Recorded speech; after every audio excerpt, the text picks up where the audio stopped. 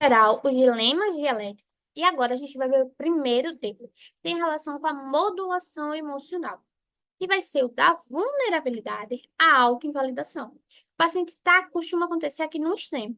Ou ele é vulnerável emocionalmente, ou ele está se auto-invalidando, dizendo que aquela dor não está doendo. Então, a modulação emocional, ela acontece aqui quando a criança, que já é emocionalmente vulnerável, em um ambiente de invalidação generalizada, está aprendendo o básico de como modular as emoções. Temos aqui uma tarefa comportamental, por assim dizer, uma tarefa do desenvolvimento. A criança, quando ela está ali no desenvolvimento normal, ela tem que aprender a modular as emoções, ela não nasce já sabendo. E para isso é preciso um ambiente que a ensine. Só que nós temos aqui uma criança que é vulnerável emocionalmente e um ambiente que é invalidante. Será que ela vai aprender a se modular emocionalmente? Dificilmente. Então, aqui, quando nós temos um ambiente invalidante, ela vai ter um treinamento para reduzir a frequência ou intensidade dos estímulos. A gente vai treinando ela a não reagir àquele estímulo. Então, ó, você fica, vamos dizer assim, muito mal quando a mãe sai de casa. Então, vai ali ter um treinamento para ela ficar menos mal com isso. Para ela aprender a aceitar essas respostas emocionais, a nomear e regular as emoções, por que que ela se sente dessa forma, entender, aceitar que faz parte e aprender a interromper o impulso e a perpetuação de um processo emocional doloroso. Só que os ambientes invalidantes, eles costumam reagir, eles não fazem essas coisas, então eles não ensinam, eles não sabem lidar com isso, então eles não sabem ensinar.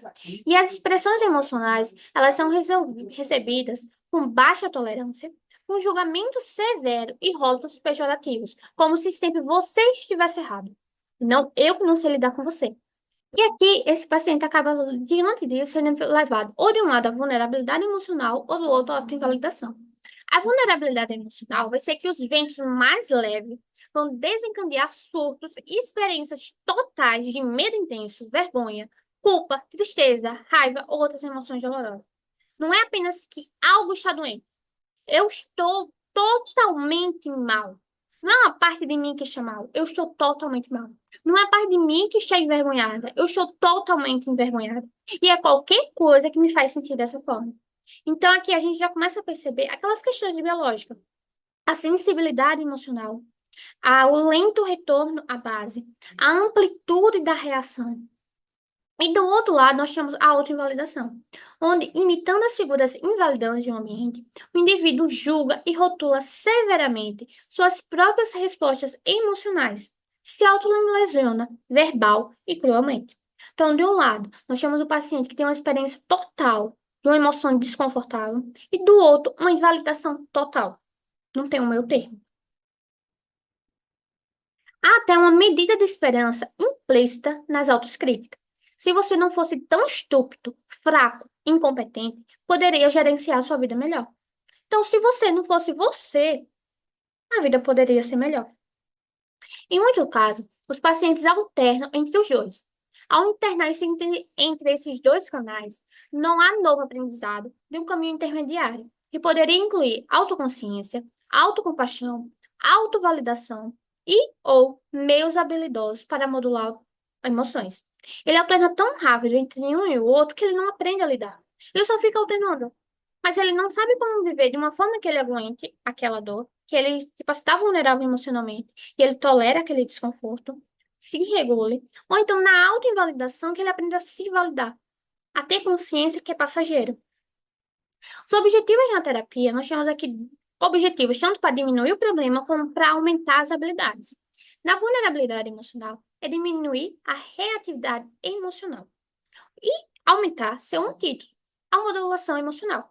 Então, de um lado, nós temos diminuir essa reatividade emocional. Então, entra aqui, o que é que faz com que a gente seja mais reativo? Existem as questões físicas do corpo, sono, alimentação, dormir, pô, aí vai, doenças. Existe também o que é que nos faz mal, o que é que a gente é vulnerável. A gente começar a avaliar esse ambiente que nos deixa vulnerável e fazer diferente. Seja, por exemplo, essa família que é crítica. Então, talvez se envolva aqui mudar essa interação com essa família. E aumentar a modulação emocional, a regulação, o desconforto, a tolerância ao desconforto, no caso. E do outro lado, a autoinvalidação, que vai ser diminuir a autoinvalidação e aumentar seu antídoto, a autovalidação. Eu diria que aqui entra muito uma questão de modelação do paciente, do terapeuta. O terapeuta ali mostrando como é que tem que reagir nessas situações, sendo compreensível, acolhedor, para que esse paciente que está se autoinvalidando, imitando os pais, o ambiente validador, comece também a imitar o ambiente validador do terapeuta, da terapia. E aqui, esse dilema envolve pedir ajuda. A tarefa do desenvolvimento aqui é pedir ajuda. É quando um indivíduo emocionalmente vulnerável, em um ambiente de invalidação generalizada, aprende o básico sobre como sentir dor emocional, comunicá-la e pedir ajuda quando necessário, que é muito importante. Só que, enquanto o ambiente validante, ele nota a expressão emocional, nota que essa pessoa está, de alguma forma, sentindo de alguma forma, e recebe isso com preocupação, com interesse, ajuda a nomear, a regular, a tolerar, a resolver. Um ambiente invalidante, ele vê essas emoções como indesejáveis, exageradas, inválidas e até manipuladoras. Então, como esse ambiente invalidante está dando essa reação, a pessoa aprende, ó, eu não devo me sentir dessa forma. E isso leva à supressão emocional. A tipo assim, a engolir o choro, a dizer, não, você não está sentindo nada. E esse não, você não está sentindo nada. Entra aqui um ambiente autoinvalidante que a gente viu no dilema dialético anterior, que a pessoa suprime emocionalmente. Então, ela não pede ajuda. Então, de um lado, nós temos a competência aparente, onde o indivíduo ele não expressa sofrimento emocional no contexto de pessoas que poderiam fornecer ajuda. No contexto onde um ambiente poderia ser validador, eu não expresso sofrimento. Quando, por exemplo, a gente está ali na terapia e o paciente está péssimo, mas diz que está ótimo. Ele não pede ajuda, mesmo que ele saiba que a gente vai ser um ambiente validador, que ele está aparentando estar bem. E como ninguém ao redor do paciente sabe que ele está mal, porque ele não disse que está mal, ninguém reconhece seu grau de sofrimento, que só faz esse paciente se sentir ainda mais isolado, sozinho e achando incompreendido. Ele sendo, tipo assim, que o ambiente está invalidando ele. Sendo que o ambiente está invalidando ele, mas, ao mesmo tempo, é aqui, uma dialética, o ambiente não sabe que ele está sofrendo. E do outro lado, nós temos a passividade ativa, onde o indivíduo é ativo ao recrutar ajuda, mas por meio de uma perda de controle comportamental. Então, é uma passividade, porque é como se, tipo assim, ele não faz nada, mas é ativo porque ele pede ajuda. Só que ele pede ajuda de uma forma que é disfuncional. E isso não é uma escolha consciente. A passividade ativa é um padrão de comportamento que evolui no contexto de invalidação, que garante atenção e suporte muito necessário, que foi intermitentemente reforçado várias vezes no desenvolvimento. O que isso quer dizer? Isso quer dizer que ele aprendeu a agir dessa forma, porque ele só tinha atenção e suporte quando ele reagia de uma forma disfuncional. Quando ele chegava e pedia ajuda de uma forma leve, não era reconhecido, era invalidado, menosprezado essa reação, era ignorado. Só era levado a sério quando ele chegava de uma forma descontrolada. Então, ele só aprendeu a pedir ajuda dessa forma de passividade ativa, dessa forma que seja um descontrole global de pedir ajuda. E o terapeuta precisa trabalhar para reduzir esses padrões e substituí-los por meios mais habilidosos de comunicar o sofrimento e pedir ajuda. Para que ele perceba, ele não está bem, as pessoas não vão saber disso se ele não disser, e ele precisa pedir ajuda de uma forma que seja habilidosa. Os objetivos na terapia vai ser, então, diminuir os comportamentos que resolvam problemas ao solicitar resgate de outras pessoas. Então, não é para você pedir resgate aos outros, você consegue resolver isso e aumentar a solução ativa de problemas. Dar uma independência a esse paciente. Mas também envolve aqui a questão da competência aparente, que vai ser diminuir a dependência de humor dos comportamentos. Então, você não precisa aparentar estar bem.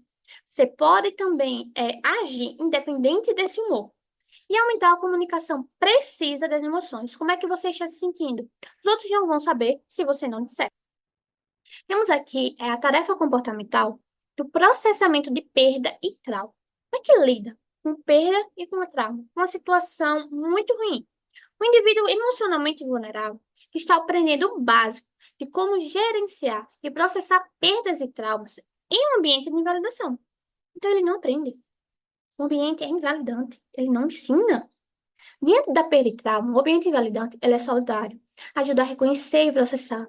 Ele desenvolve uma narrativa realista que gradualmente permite que ele coloque isso no passado e siga em frente na vida. Mas o ambiente invalidante, ele tem desinteresse nos eventos negativos.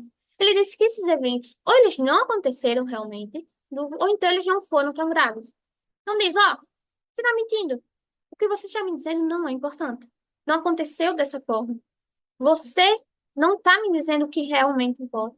O que você está sentindo não é importante. E diante disso, ou o paciente vai ter uma crise implacável, ou ele vai se inibir. Vai dizer, não, não estou sentindo nada realmente. Na crise implacável, nós temos que ter a ideia aqui que envolve esse paciente, ele é sensível emocionalmente. Ele tem uma incapacidade de obter ajuda. Ele tem uma impulsividade. E essa impulsividade também está unida a má decisões. Ele tem uma falha em processar as consequências de suas ações. Então, ele vai acabar agindo impulsivamente e cometendo erros de julgamento. Ele vai ter um descontrole que vai ser global. Se o descontrole emocional dele é global, porque o descontrole não vai ser global em outras áreas também, né? Comportamental, afetiva, de relacionamento. Então, vai ser uma crise implacável. Do outro lado, nós temos o luto inibido, que vai ser o excesso de controle, de hiperregulação.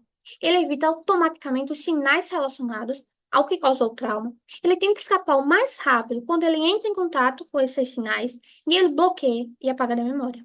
Não é raro a gente ter ali na terapia um paciente que diz, ó, eu não lembro.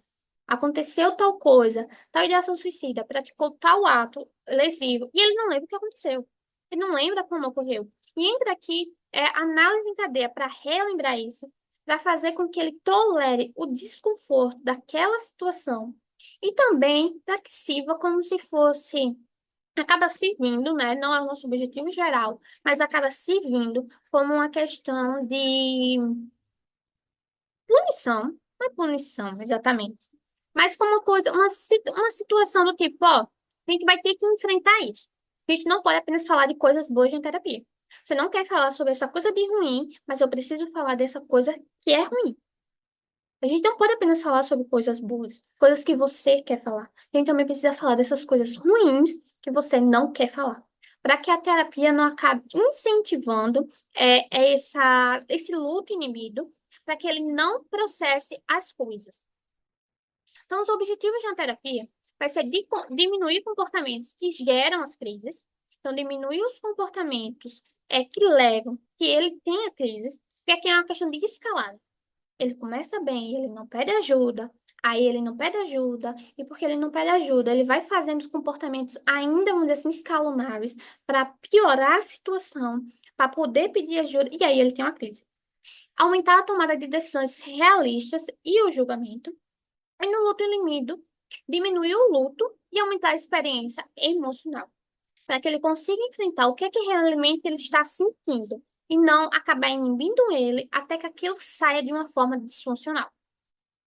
Diminuir o luto deve ocorrer em um relacionamento terapêutico quando a confiança se desenvolveu. O terapeuta ajuda a entender que o paciente ele sofreu perdas e traumas cruciais, que estes são reais e causaram impactos reais, que o processo de inibir tais memórias e experiências tem consequências negativas, e que com assistência, esses eventos negativos da vida podem ser abordados com segurança e reflexão sem perder o controle. Eu diria que esse luto inibido a gente vai construindo ao longo da terapia, mas ele também vai ser muito focado em pacientes que têm TEP no estágio 2, que vai ser experienciar as emoções sem um descontrole emocional, sem inibir essas emoções. E é isso, esses são os dilemas dialéticos. E no próximo encontro a gente vai ter colocar eles na prática, né? Entender como é que eles funcionam de fato com casos reais.